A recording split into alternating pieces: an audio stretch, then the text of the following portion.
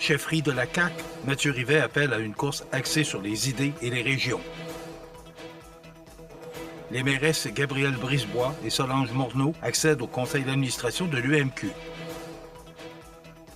La défense collective des droits sous pression, les groupes de femmes passent à l'action.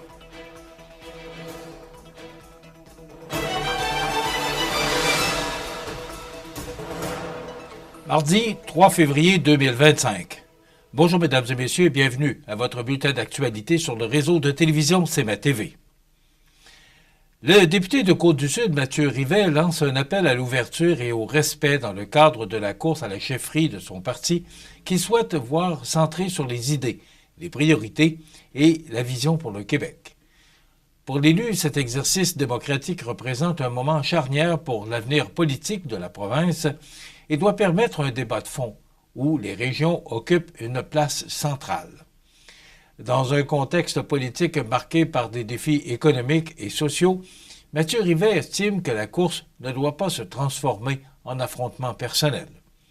Il affirme vouloir favoriser un échange respectueux, axé sur des propositions concrètes, capables de répondre aux besoins des citoyens, particulièrement ceux vivant à l'extérieur des grands centres.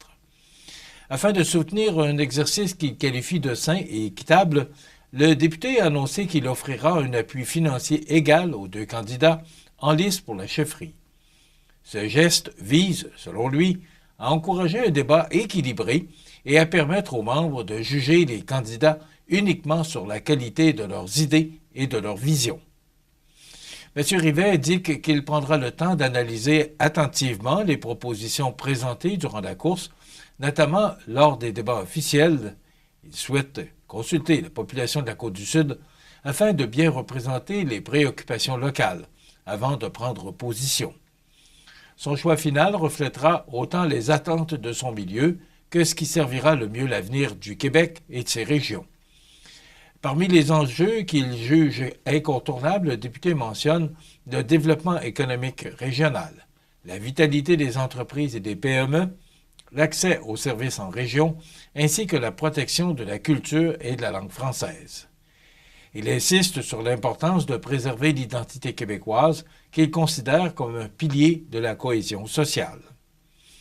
Réaffirmant son engagement sur le terrain, M. Rivet assure qu'il continuera de défendre les priorités de la Côte-du-Sud et de livrer des résultats concrets pour sa communauté. Il a salué les deux candidats, Mme Fréchette et M. Drainville, pour leur implication dans cette démarche démocratique essentielle pour l'unité du parti. Au terme de la course, le député offrira sa collaboration à la personne choisie par les membres. Il invite les citoyens à devenir membres afin de participer au vote. Deux élus de la Côte-du-Sud et du Bas-Saint-Laurent viennent de franchir une étape importante sur la scène municipale québécoise.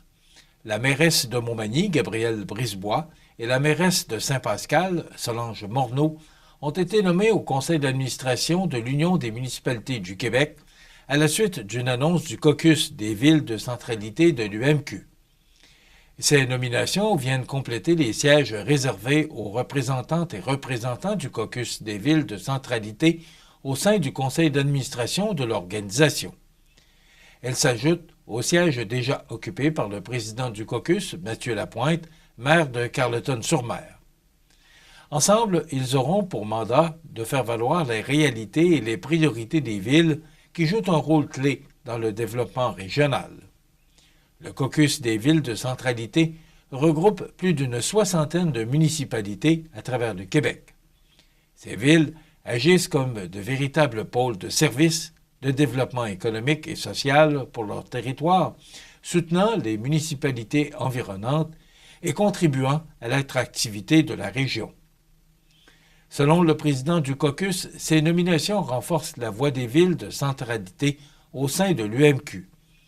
Mathieu Lapointe souligne que ces municipalités sont des moteurs essentiels du développement régional et qu'elles font face à des enjeux majeurs, notamment en matière d'accès au logement, de développement économique et d'attraction d'investissements.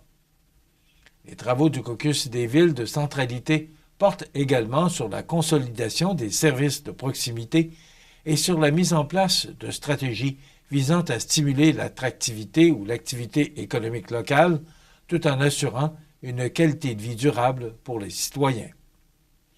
Fondée il y a plus de 100 ans, l'Union des municipalités du Québec rassemble les gouvernements de proximité de toutes les régions de la province.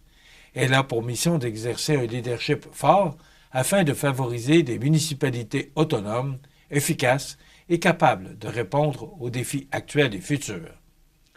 Avec l'arrivée de Gabriel Brisebois et de Solange Morneau à son conseil d'administration, l'UMQ pourra compter sur une représentation accrue des réalités régionales au cœur de ses décisions pour l'ensemble du Québec.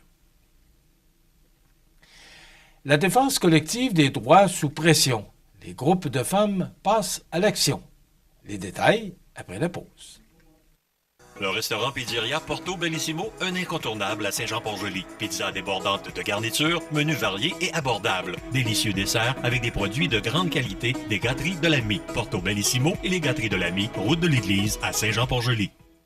Le bijoutier Carl Poulain à Montmagny offre une sélection diversifiée et raffinée de montres, bagues, bracelets et autres accessoires de luxe pour hommes et femmes reflétant l'engagement envers l'élégance et la qualité. Le bijoutier Carl Poulain à Montmagny, où chaque bijou raconte son histoire.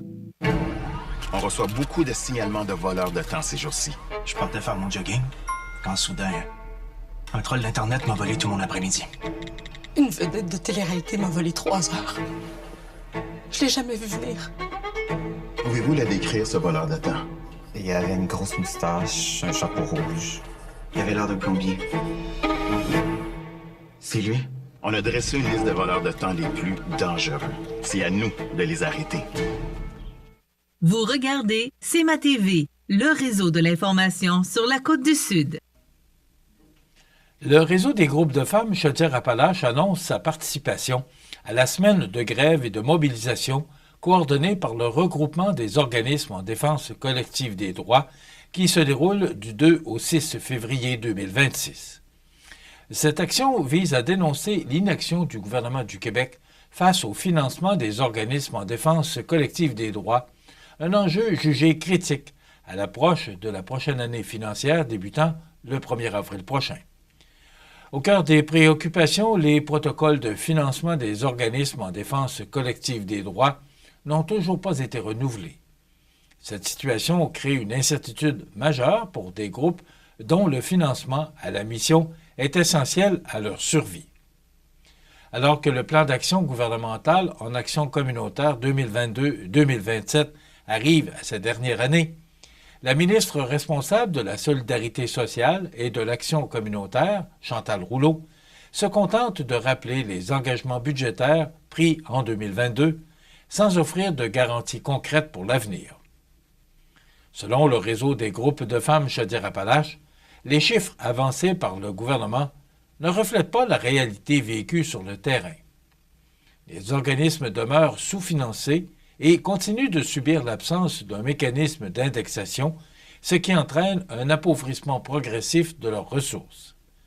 L'absence de protocole signé pour la prochaine année risque d'entraîner des pertes d'emplois et des bris de services, touchant directement les populations les plus vulnérables de la région.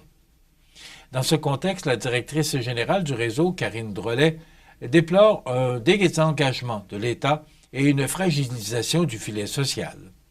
Elle souligne que la montée de la droite et les reculs en matière de conditions féminines sont bien présents en Chaudière-Appalaches, rendant inacceptable l'incertitude entourant le financement d'organismes voués à la défense des droits des femmes et à l'égalité des genres. Et c'est pour faire entendre ces revendications que le réseau des groupes de femmes Chaudière-Appalaches devait participer à une journée de grève lundi le 2 février dernier aux côtés des groupes de Chaudière-Appalaches et de la capitale nationale. Les organismes souhaitent interpeller directement les députés provinciaux afin de rappeler l'importance du rôle de contre-pouvoir joué par des groupes en défense collective des droits dans une société démocratique. À l'aube de la dernière année du plan d'action gouvernemental en action communautaire, les groupes poursuivent leurs efforts pour faire retirer le chapitre 4 du projet de loi 7 qui élimine le fonds d'aide à l'action communautaire autonome. Enfin, afin de favoriser une meilleure intégration des personnes handicapées dans les camps de jour, un nouveau collectif camp de jour est créé en Chaudière-Appalaches. Cette initiative est portée par l'Association régionale pour le loisir des personnes handicapées et le Centre intégré de santé de services sociaux de Chaudière-Appalaches. Le collectif vise à améliorer l'accessibilité et la qualité des camps de jour, peu importe la municipalité, en misant sur une collaboration accrue entre les milieux municipaux et communautaires. Le regroupement souhaite aussi obtenir une reconnaissance gouvernementale afin de renforcer la formation du personnel, améliorer le financement, offrir un meilleur soutien aux enfants ayant des besoins particuliers et uniformiser l'offre de services. Dans ce contexte, Manon Garand, coordonnatrice à la ville ou coordonnatrice à la vie communautaire à la ville de Montmagny, a accepté de représenter les gestionnaires municipaux. Une première rencontre du comité est prévue sous peu.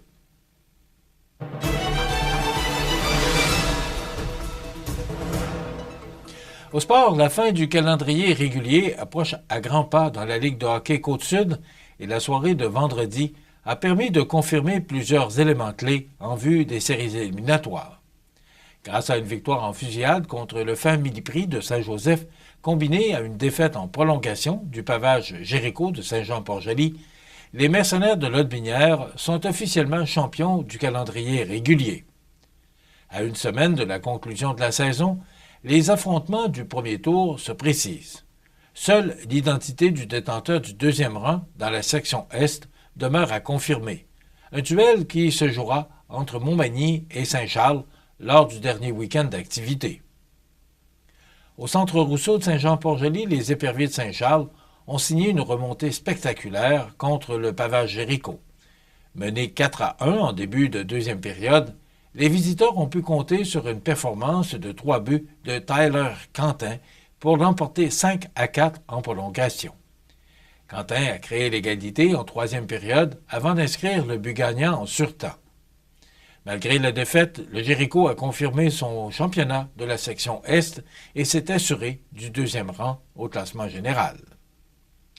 À Montmagny, le décor Mercier a offert une démonstration offensive en écrasant les Hunters de Saint-Prosper 9-2.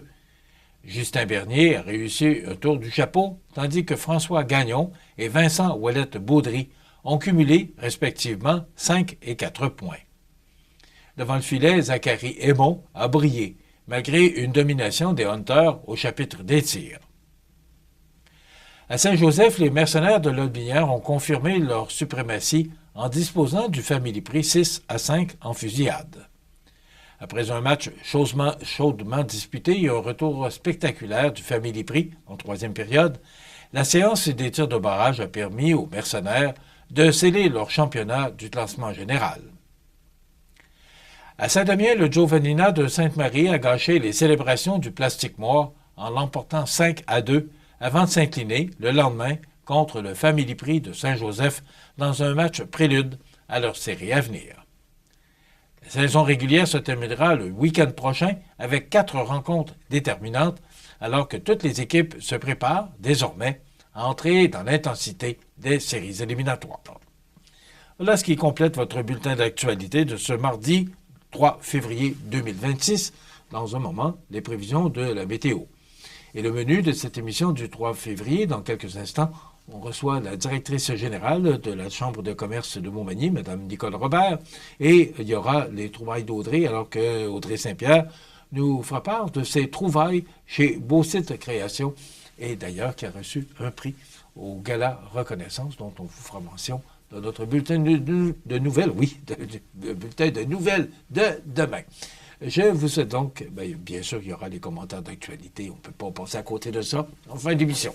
Je vous souhaite donc une excellente émission à notre antenne.